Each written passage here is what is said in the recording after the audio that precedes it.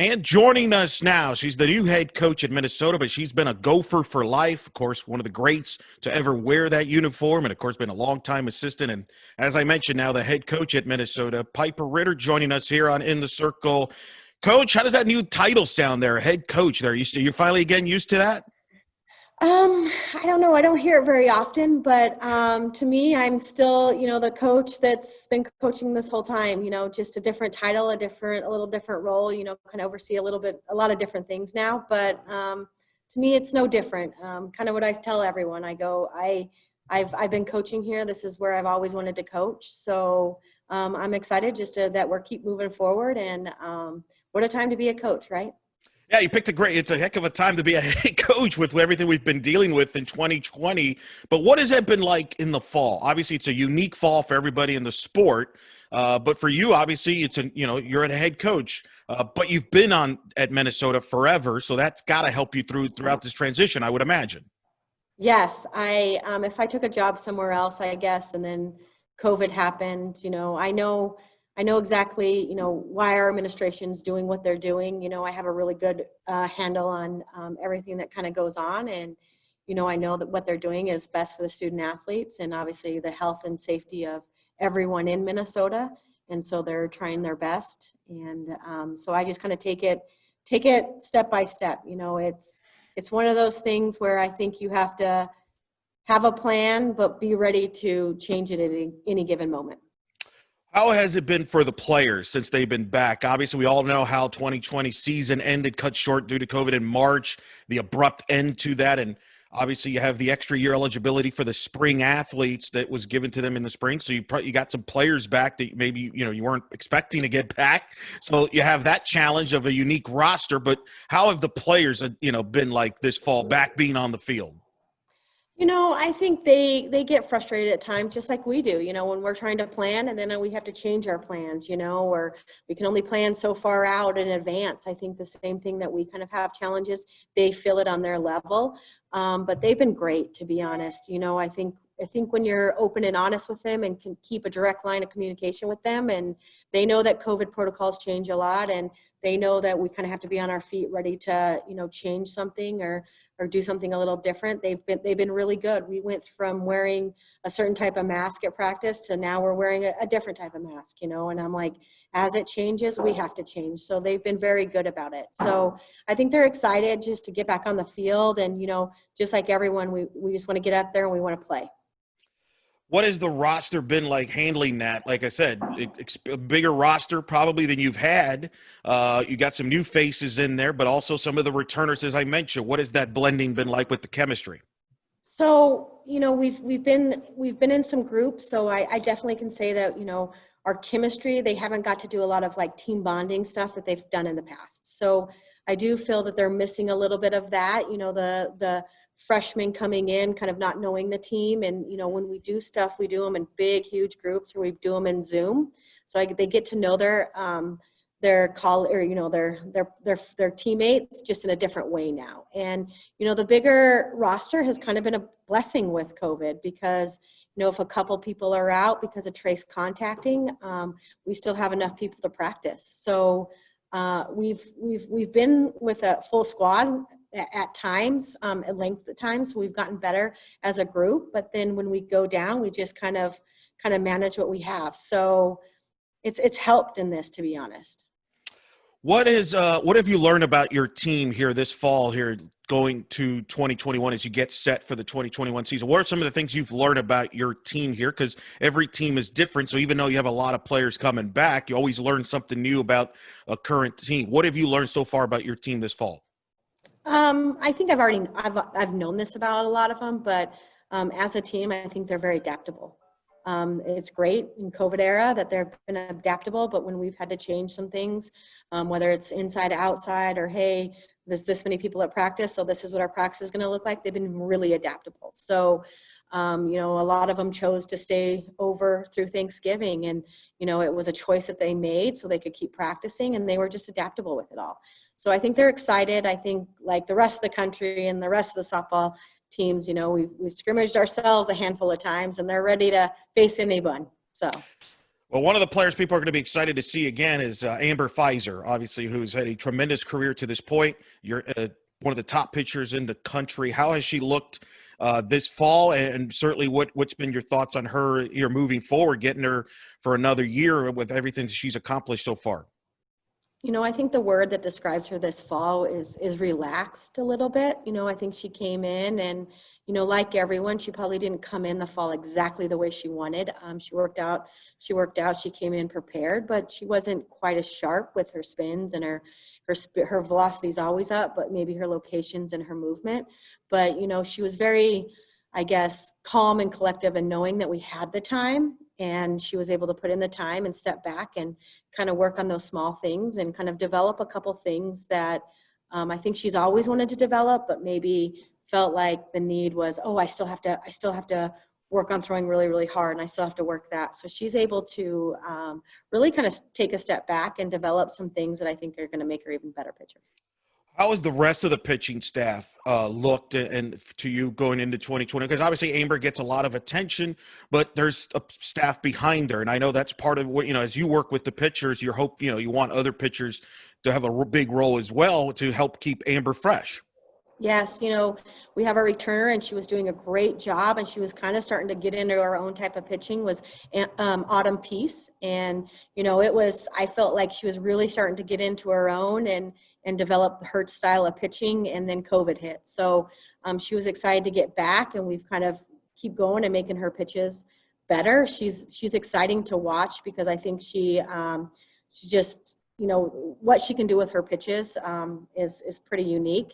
And then, we have a couple position players that just kind of help fill the roles. And, Carly Brandt wasn't able to pitch a lot last year, but now she's a super senior. She got a ton of rest. And she's been pitching a little bit for us. It's always fun to watch her because she's probably the best defensive pitcher you've ever seen around. She's a shortstop at the pitching mound. And then, we have KJ. She's an outfielder. She's been doing a little bit for us.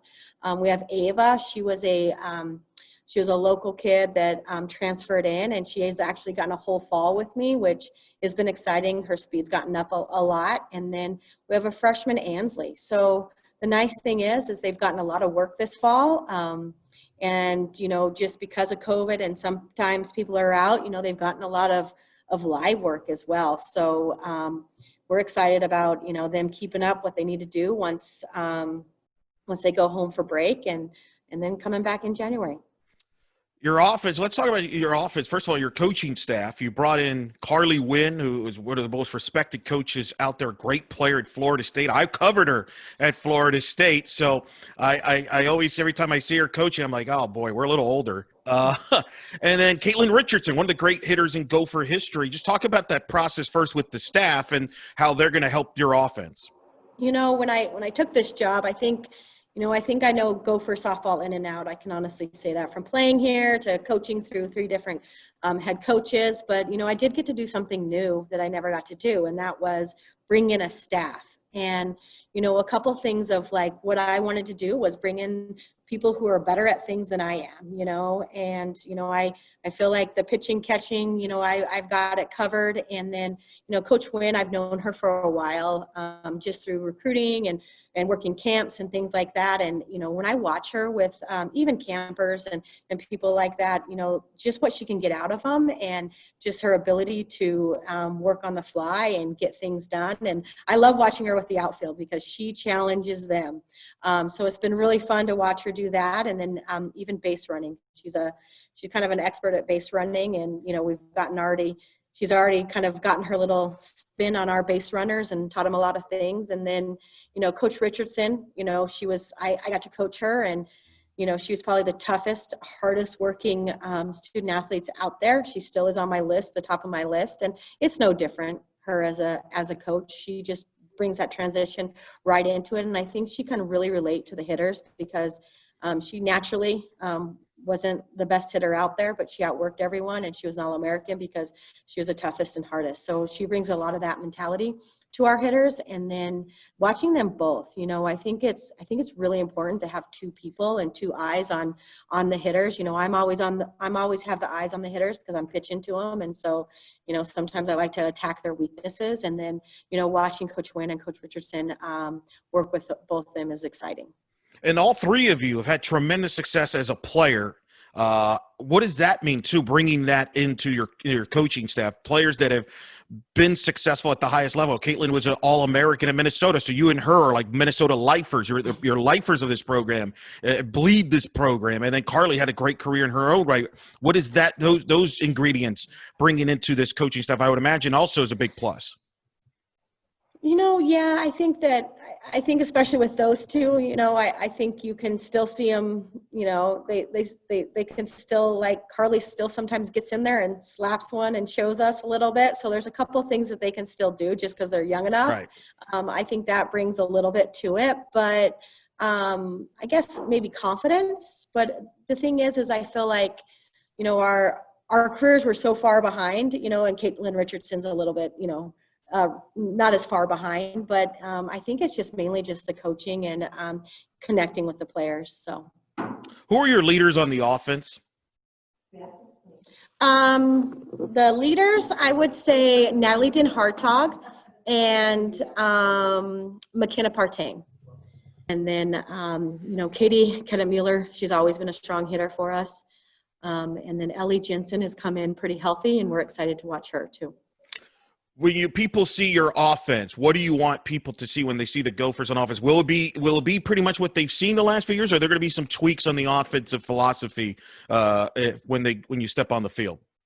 We're very offensively minded, so I think just in things through things we hit a lot. I can tell you that we hit a lot. We have a lot of really good pitchers that they get to see day in, day out. We have a great grad manager in Nicole Newman. She was an All-American.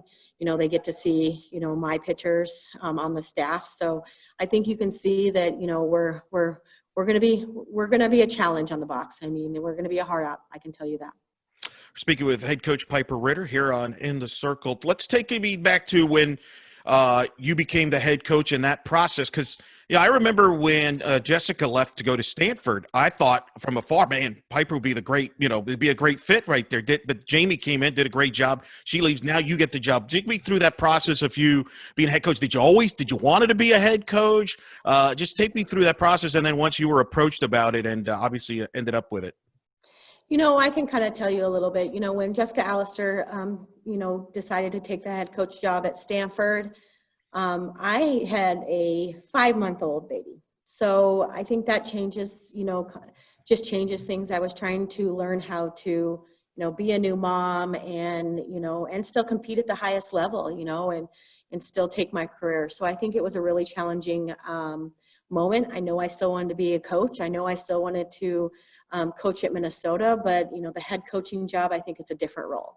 And so, to be honest, when Jessica Allister took it, it didn't really even kind of cross my mind as I wanted it. It was just a time of my life that I wasn't on, that I didn't. When Jamie came in, I think we meshed well. We're still, we've all had the same vision as making Minnesota the best that we can. And then when she decided to leave, it was kind of one of those moments in your life. And, as a transition, it's like, doing the same thing over and over and over and expecting different results. That's kind of the definition of insanity. So, if I wanted, to still stay as assistant coach and every couple of years, I guess, have a transition new coach, then stay where I was. But if I wanted a different result, then I had to do something different. So that was probably a little bit of a wake up call in my sense of like, if you want to keep this program where you want it, then you better, take the lead. What have you learned about the job since you've taken over that's different than being an assistant? Some of the subtle differences from being an assistant to now being the head coach, where you call the shots. You don't have to run it by someone. Now it's pretty much you. It's all on you in that from a decision-making standpoint. Yes. I think each transition from head coach to head coach, when Jessica Allister took it over, I didn't even know things I didn't know, right? And then we kind of all learned it a little bit, even though this was my school. And then when Jamie took it over, I kind of had a decision, I kind of knew a lot more. And then just watching her go through some things as a head coach, I think when I took over, I don't know if I knew there's a ton of decisions. I knew you're probably more of a manager than, some aspects of it, but there wasn't anything that I didn't know that was going to happen. I think that through all the coaching transitions, the thing about an assistant staying at the same job is you get to observe a lot and you get to learn a lot. You get to learn about, their transition and how it's going for them and what worked and what did not work. And I think when I took over, I tried to learn from the experience of, the past two head coaches and kind of try to make it smooth, first and foremost, for the student athletes. And then second, I kind of knew exactly what was, I didn't know about COVID. I kind of thought, like everyone else, I thought one day we can get out and recruit. One day, Right. It'll be easier. So, those are probably the newest things that I've had to. But everything else, kind of making decisions, what was going to be kind of faced, wasn't anything new. I've had Jessica and Jamie on the show in the past, and they both said that you were super valuable to those staffs. I remember when Jamie came to Minnesota, she said the biggest thing, the hire she made was convincing you to stay and keeping you on the staff. And Jessica spoke highly of you. What does that mean to you? Because you've gone through multiple staffs, and you were a priority to them. That's not as common as in the industry, but that's a high praise when people are like, this is a very important person to have for this program. I think when Jessica Allister took the job, I think she brought me on board mainly because she knew nothing about Minnesota and nothing about the Midwest. We had Jessica Allister, she was a Big Ten, or not just Jessica Merchant, but, Allister knew nothing about the Big Ten. This would have been the first time she was in the conference, and just whether it was tours with recruits or whether it was, hey, where do we go practice at? I kind of was the person that they got to know, what key puts the nets down, all those types of things. So I think when Jessica Allister took on, I think we both kind of agreed that we'll just see how it works for a year, and it worked well. Meshed really well with Coach Allister and Coach Merchant, that's for sure. And, it was a 7-year, partnership growing Minnesota to where they're at, and then when Jamie took over, the one thing I guess I can say through, because everyone always asks me, how do you, keep your job through head coaches? And, it's being adaptable. I think being adaptable, and I stand my ground. I always have when it comes to pitching, when it comes to things that I really feel like they're important. But I also know everyone has their own way of teaching and what's important to them and what they need to do. And, just kind of understanding that everyone has a different way to the same goal. So that's maybe why it worked. I know when Jamie took over, I kind of was the connecting piece. We had a great team, right? Just coming off the 17th season, which was devastating in itself, but we had a lot of promise because we had some great athletes, and I think keeping them together was probably a big component for her. And I think she wanted me to help her keep it together. And I want the best for Minnesota softball. I always have, regardless of who's in charge. Right. And I would imagine going through working with Jessica and working with Jamie, and obviously they have their styles and deal. You probably picked out some things from each of them that worked for the program that you probably will use as a head coach, right? There's some things you probably learned. You've seen the success, and some things that you're like, what, that didn't work, so we should not do that here. I would imagine that's a huge advantage, having seen what has worked for this program with both of them. Yes, I think being under a lot of head coaches, I think you learn that stuff, whether you're at the same institution or not. I think you always learn that stuff. So yes, it was very valuable. They're both good coaches, so I took a lot of things from them. What got you interested in coaching after you were playing? You had a great career in Minnesota, obviously from 01 to 04. Since then, you've built a pipeline of great Minnesota Gopher pitchers that we'll talk about. But what got you interested in getting into coaching? I've always been an educator and a teacher. Growing up, my mom was a swim instructor, and I've taught swimming since as early as I can remember, to 3-year-olds, to adults. And so I've always been an instructor and educator. And I think after, college softball, I was actually preparing to go to grad school in prosthetics and orthotics, and I was getting some prereqs that I needed and stuff like that. And my previous coaches that I actually played for, Lisa Bernstein and Julie Standering, the pitching job opened up, and they were like, what do you think about it? And I was like, oh, I'm kind of, I had a different kind of plan of getting some of this stuff. And, I always enjoyed it and loved it and went overseas and coached a little bit, but I was like, okay, I don't, maybe the pull of softball and staying in it. And this is only a year out, to be honest. It's not like I was years out of it, but, and then I got to it, and I valued the connection that I made with the student athletes. And, I think until you're a coach, you don't realize that you're not just teaching them how to pitch. You're not just teaching them how to hit. You're teaching them how to, be a strong, confident woman. And I think that's where I learned that. I was like, you're teaching them, how to go out there and compete in the world and hold other strong, confident women up there. And so I think that's where I really fell in love with teaching the game of softball, but also developing young women. And among the things you've obviously been developed great pitchers. I mean, and you look at Minnesota, of course, Brianna Hassett, Sarah Moulton, Sarah Groenewegen, and of course, Amber Pfizer currently. That's just a few of them. What's been the key to your success as far as developing pitchers? Because you're one of the regarded as one of the best pitching coaches out there, and obviously the resume proves that. What's been the key to that success in developing players at Minnesota there?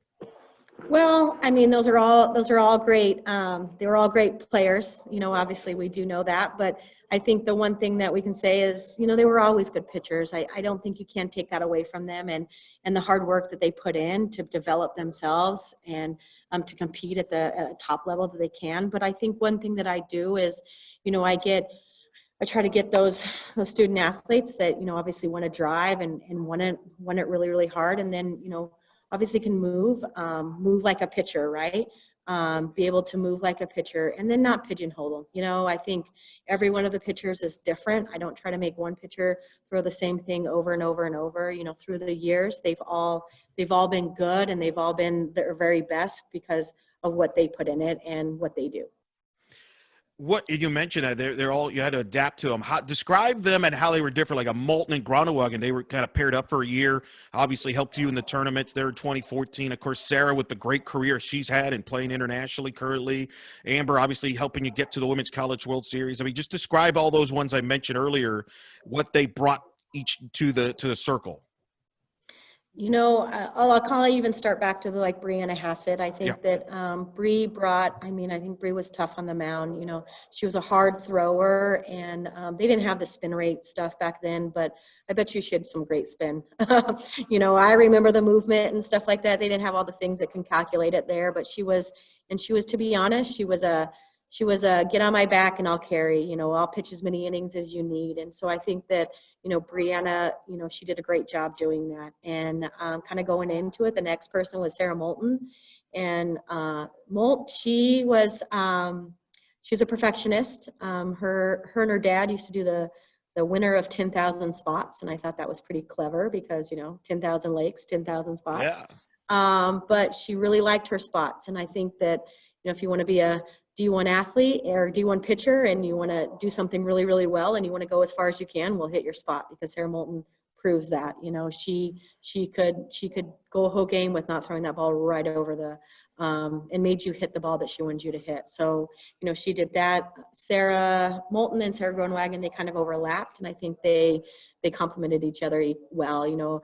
Sarah Moulton, she had the down ball, great spots, and then, Sarah G was a little bit more up and, with the nasty change up. So they complemented each other really well. Sarah G ended her career in Pfizer, was on the mound in the freshman year and learned a lot from Sarah. And I think, Amber's always thrown hard. She's always been a really hard thrower and really good with spots. I think what she learned just watching Sarah was, how important it was for an off speed or a change up. And so, once Amber got on here, she was all about how can I make that the best I can be? And then, so she did that, and she got mentally tough, and, obviously throwing as hard as she does with the change up is and the spots she hits are great. And so we've been working on some things that'll be pretty fun. She's getting some third speeds in there. So excited for her to have a complete senior season. Hopefully, yeah, complete senior season and carry on the mantle. I mean, that's been the kind of the cool thing you've had there is you've had the bar has been, passed on, the torch to the next great pitcher to lead the staffs. And I know that's kind of your vision moving forward after Amber moves on and moving on to the rest of the next person and the next person after that and continuing what you've built that you started as a pitcher. We haven't talked about you as the pitcher. You started a lot of this. You set a lot of records. In fact, every time there's a record broken, it seems that it's yours that's being broken. No, I think Molt broke them all. Oh, broke them all. She took them all. She did. Describe it, but describe for those that didn't see you what kind of player you were, what kind of pitcher you were, and how did you get into playing softball? So I was actually a swimmer, as I said that my mom was a high school swim coach and swim, and I was pretty good, but swam a lot. Swam about 5 a.m. with the high school team when I was really young, and anyone who knows swimming, you put your head in the water and you swim. So you're very competitive, but there's no social aspect of it. But so my friends were playing softball and I got involved in it and I was horrible. But it was pretty boring because you just hung out. So I wanted to be the pitcher and still pretty bad at it. And then I don't know, it was just one of those things that I was really bad at. So I wanted to work really, really hard at it. And kind of the rest is history. So. How did you learn to become a great pitcher? You said, you're all Big Ten, all 4 years of your career. You're one of the greats in the history of the program. Where did you kind of learn to become the pitcher that you were? And then I'm sure you've used to teach others. I had a great high school coach, Gary Graham. He was kind of known for teaching everyone rise balls. And I was a spinner, so I threw a really good rise ball. The rise ball back then worked really, really well. I think you have to have a little bit more these days with the hitters. I could get them to swing and miss 3 times. I don't know if you can get people to swing and miss 3 times on a rise ball, no matter how good it is. Or you can one at bat, but the second at bat, they're going to make an adjustment. So that's kind of what my pitch was. I had a really good high school coach that taught me a pitch that I was lucky enough to be able to learn and master. And then through a very competitive person, and through college, I hated to lose like the rest of them, and I was pretty bull-nosed on the mound. I can say that. So, well, in a time where you got the ball and you threw the whole game, you threw as many games as it took to win. The game's changed somewhat in the standpoint now. It's more dependent on a staff. How have you adapted as you've seen this game evolve through your years playing and then coaching from a pitching staff standpoint, going from, hey, we're going to ride one person to, hey, we need multiple arms. We can't just depend on one arm to lead the whole way. I think the staff is important, and I love the whole dynamic of a staff, and kind of teaching everyone to kind of embrace what they are and be the best pitcher that they can be. I have a couple pitchers that play different positions, and they're still going to be great pitchers, and then they're going to go off and do something else really good. And so I love the fact that we can embrace being as good as we can at a certain thing, and then you can go off and do different things. So we have we have 5 pitchers right now. So a couple of them play different positions, so it's great. But we use it to our advantage, and they get used to coming in and in the middle of a pitch or middle of a at bat. Sometimes we practice finishing that batter, and sometimes we really work on it takes a staff to kind of finish a game and to pull your part and do what you need to do. How have you changed as a player to now as a coach? If I put Piper Ritter, the player, and Piper Ritter, the coach, in the same room, how would they get along? How would they not get along? Not get along. No. I think that's kind of, I've adapted a lot more. I'm a lot more adaptability than as a player. I was not. I don't tell my players that, but I think I've grown a lot more. I think we can all say we've grown a lot more. And as a coach, hopefully we have, and become a better person, and just kind of all around kind of learned a little bit about life. Right.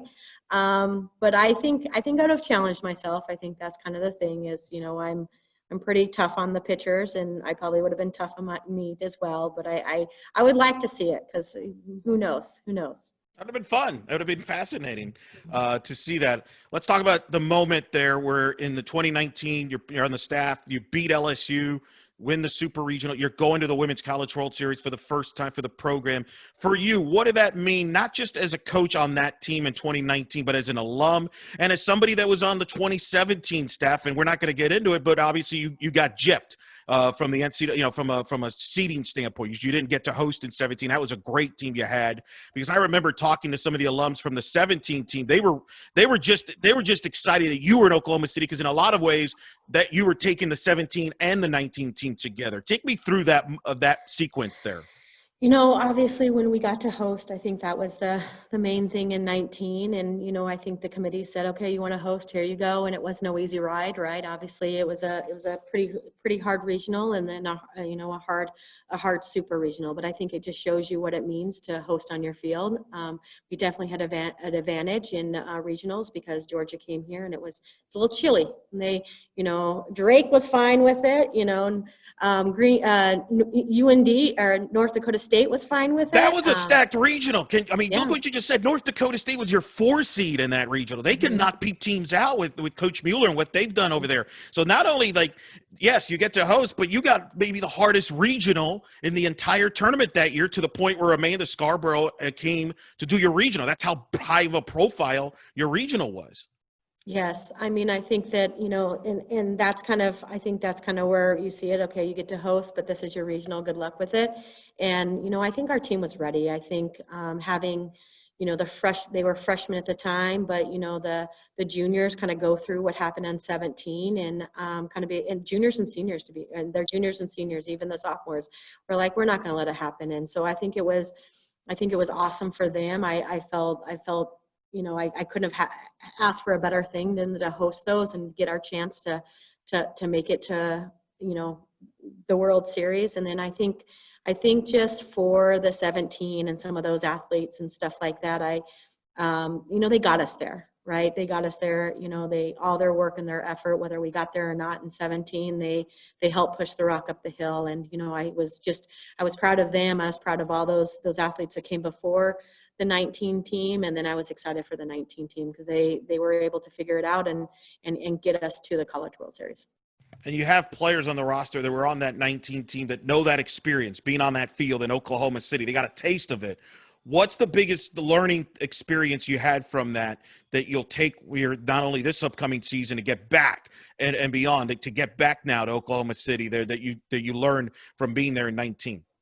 I think a lot of the student athletes kind of thought that, now that they're arrived, that the game changed, or that it was different. And to be honest, there were still a lot of people around, but it was just a different atmosphere. And I think they realized that it's still the same game that you were playing, a week ago, or even back in February. Nothing really changes. It's just bringing your best when it matters the most. And now the expectations that come with it, right? Because that's a game. Once you get to the World Series, you're a contender nationally. You're a contender for the Big Ten championships. You've had success winning the Big Ten championships. Now you've been to Oklahoma City. Now it's kind of, keeping that level, going to the highest bar. What has that been like?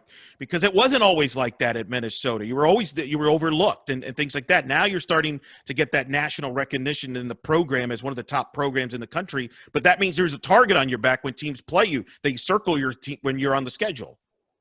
I think that's where you don't, you try not to make it about what's happening on the outside. You try not to make it about that. You try to do what's gotten you there, what's made you the best softball player, the best team, which is going out and we work as hard as we can. I think that's what the fun of playing softball is. Work as hard as you can to see how good you can be, and do it as a team and be a good teammate.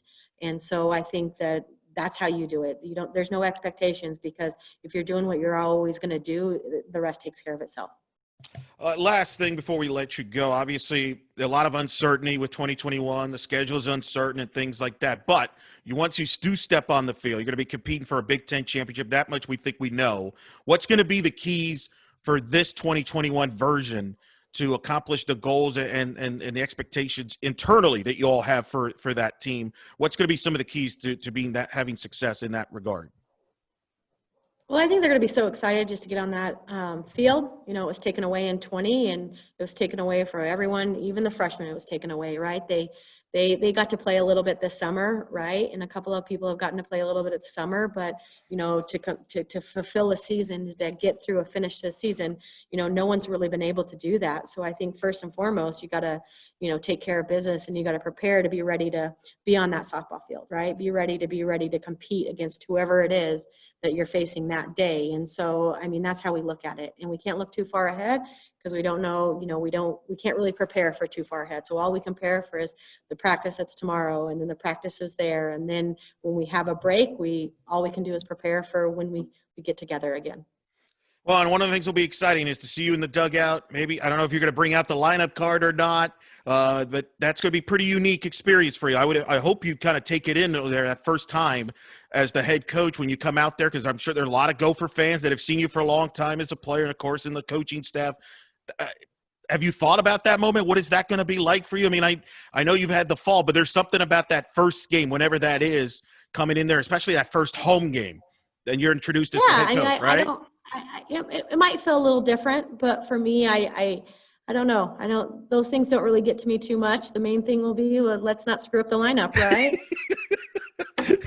Let's let them go out and play. Let's do that. So I think that's where we'll be. Oh, that's the right word. You've got it down pat there, Coach. Piper Ritter joining us. Coach, congratulations. There's a lot of people excited for you to taking over the program and are rooting for you and your success. Congrats on the success you've had to this point, and we look forward to seeing you on the field and hope to do this again down the road. All right. Thank you. Take care.